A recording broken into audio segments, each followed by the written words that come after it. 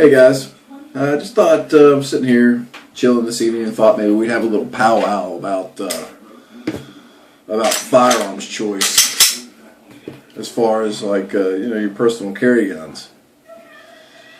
Now, here is the carry gun now. As you probably know by now if you've watched any of my videos, I carry a full-size Smith & Wesson M&P 9mm. What you may or may not know is that my previous carry gun was a full-size Springfield Armory 1911 45 ACP. Now, I know I can already hear the hate coming out from the 45 and the 1911 fans asking how dare I switch. Well, you know what? It was my decision.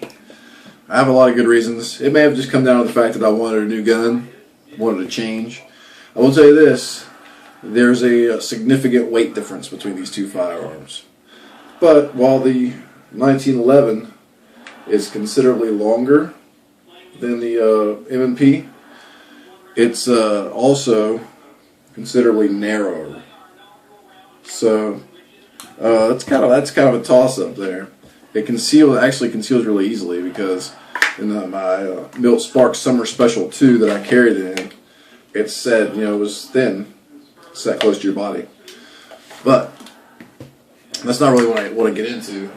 I want to get into choices of firearms. Now, I don't have a whole rack of guns, just chilling. I have a few rifles and these two pistols. These are the only pistols I have. I'd like to have a lot more, but let's face it, guns are expensive and ammo's expensive. And if I decided that it was important for me to have a million different kinds of guns, they would all just be safe cleans and none of them would get used. As it is, I actually get to shoot my guns on a fairly regular basis. So,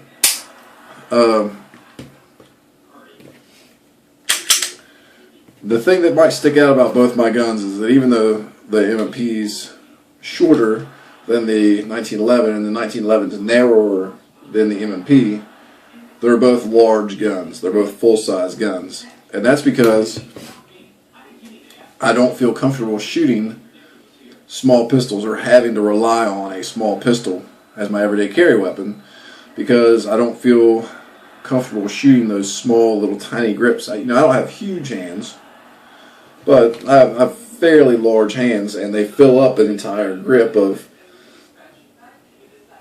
these full-size pistols. So that's I was actually thinking about the other day because somebody was asking me about learning to shoot a little 38 Smith & Wesson snub-nose revolver, and I was trying to think of tips and how to build a grip and stuff like that, and I just couldn't translate the way that I build my grip to a snub-nose revolver, because I don't shoot a snub-nose revolver. So you need to think about things like that when you're choosing your firearm. Don't choose a gun. Don't choose a 1911 as your concealed carry firearm if it's going to be too heavy for you or too big and bulky and you're not going to carry it. I carried mine for 7 years. I don't know if you can see it on the camera, but if you look at it, there's holster wear all over it. It's scuffed up, it's got scratches on it. It's been used and shot for a long time, and I carried it every day for 7 years. Now I carry this gun. It's a lot newer. It doesn't have near the holster wear on it yet, so I haven't had it near as long. But if you can't, again, this is a full-size handgun.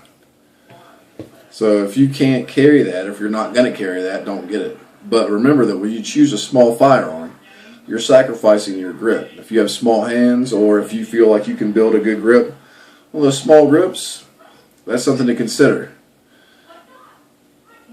But for me personally, I'll stick with the full-size firearms. Now, don't get me wrong, I'd like to have a smaller firearm for like you know, wearing with suits, with dress clothes and stuff like that, where it's hard to carry a full-size firearm. But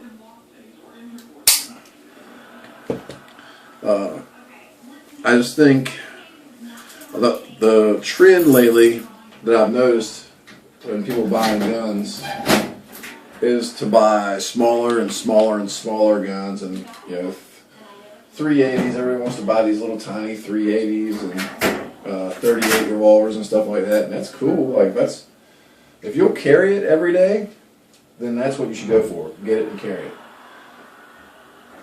Just think about shooting it. The same person that was talking to me about learning to shoot the revolver said, I used to be a good shot, and then went to the range and got back to me and hit you know, like an 8-inch target one time out of 30 shots. So you need to keep those kind of things in mind. If you're going to carry a gun, you need to practice. If you're going to shoot a gun, if you're going to have one for self-defense, it needs to be one that you're comfortable with, one that you can shoot accurately. And maybe, you know, you should consider a shotgun or something. If it's just going to stay in your house and you're not going to carry it, it doesn't matter if it's a small little pistol. Get a shotgun. You know, and if you don't want to, I know 12 gauge is whatever. So you always get a 12 gauge, get a 12 gauge. I think a 16 gauge or a 20 gauge with buckshot is going to still handle business. You know what I'm saying? And even a 410, if you put up slugs in a 410, it's still going to put a hurting on somebody. So just something to think about, guys. If you like this video, please give me the thumbs up. If you don't like it, that's fine. Give me the thumbs down. This is America. It's your freedom. And please subscribe to the channel if you like what I do. Thanks, guys. Have a good one.